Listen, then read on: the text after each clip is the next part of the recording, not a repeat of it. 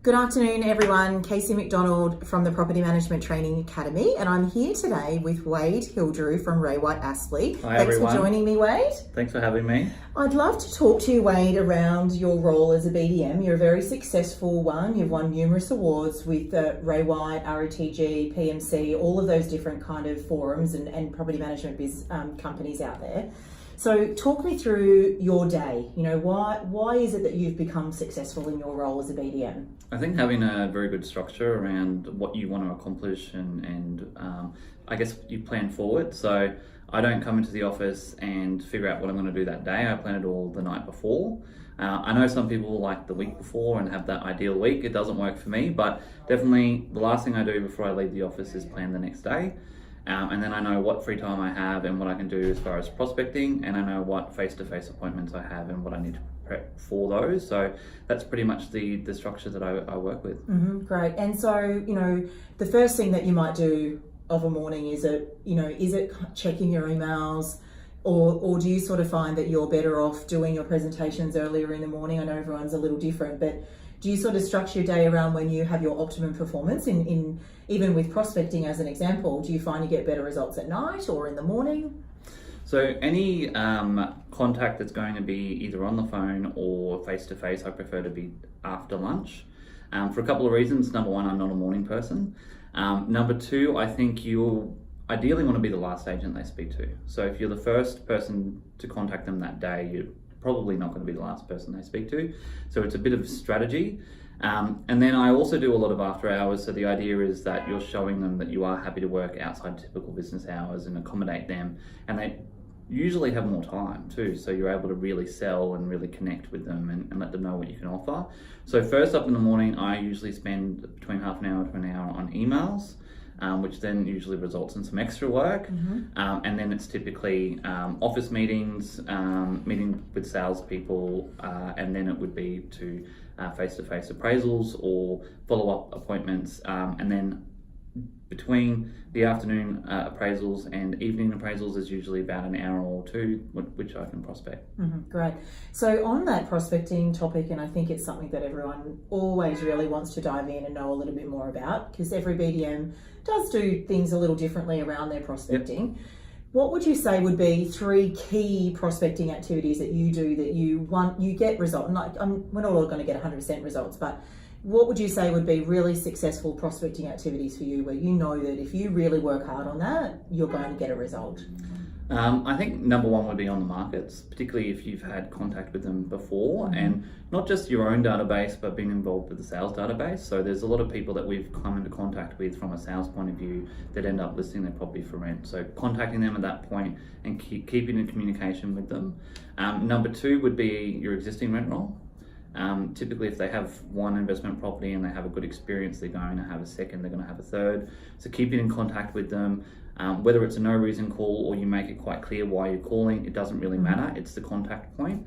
And then the third would be your own database, continuing to have that warm contact with people. They do change quite suddenly, whether they're looking to purchase or their financial situation changes. So they're probably the 3 main prospects that I work on. I think I've got the benefit of being here for over 6 years now, so I have a lot of data and a lot of people that I've contacted. But if you haven't, then it would be important to get into on the markets, people you already know are warm, and then focusing on conversion. Yeah, great. So let's talk about that. If you're making approximately how many calls, if I can ask you that, in your day, how many calls would you be making where you then really get to connect with people? I think because of who I'm calling, it's a lot easier to connect. I mean, once they pick up the phone, getting them at the right time is important. But I would say anywhere from 40 to 50% is connecting and wanting to follow through with some sort of information. Yeah. And are you making 10, 20, 30 calls a day? I'd probably say 15 to 20. Okay. So, and that's more a time thing. I typically have 3 to 4 appraisals a day. I've got appointments outside that as well. So it's more a time thing for me. As to how I don't want to call them and then have to rush them off the phone either. So that's how many I think I can deal with, and if they connect, I can actually spend time with them. Fantastic. So with the on the markets that you work with, what's your strategy around that? Because obviously if they're on the market, they're potentially with other agents.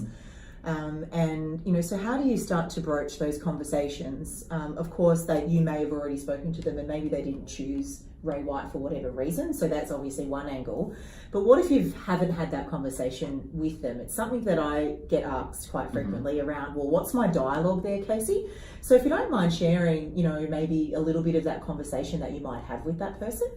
I think asking them how they've felt the experience has gone from the moment they've listed it, maybe having a conversation about what you would offer differently to what they're currently having. I think it's very important not to badmouth the agent that they're with or the tactics that they're using. I think they chose that agent for a reason, so it's important to understand that. But maybe just talk about what you would offer them and why potentially they should look at another option. I think keeping it very open, asking them to call you if they have a question or something comes up, asking them what sort of feedback tenants are giving. And usually if they're unhappy, they'll tell you. So that's the tactic that I use, is more hi, I'm contacting you, I'm a local agent. I wondered why your property hasn't rented. Have you had much interest? Have you had much feedback? And not really talking too much about who they're with and what they're doing. Great. So you sort of like to really focus on building the relationship and nurturing that through and being a support base for them, rather than kind of going straight in with the, well, you should come to Ray White. Yep, and I think it's important because I think on the markets can be a tricky one, because even if you get the listing, sometimes it's not exclusive, you're coming on as the second agent, and there's still a chance that you'll lose the listing through them finding the tenant. So if you focus more on the relationship side of it, even if they rent the property, you're likely to get the management later down the track. Yeah, absolutely. And I absolutely know that it's a part of your focus to continue that follow-up. We've had many conversations over the years that certainly where you see the important side of being a BDM, it's just constantly following up, regardless of whether or not you had received that business, they've agreed to go with you.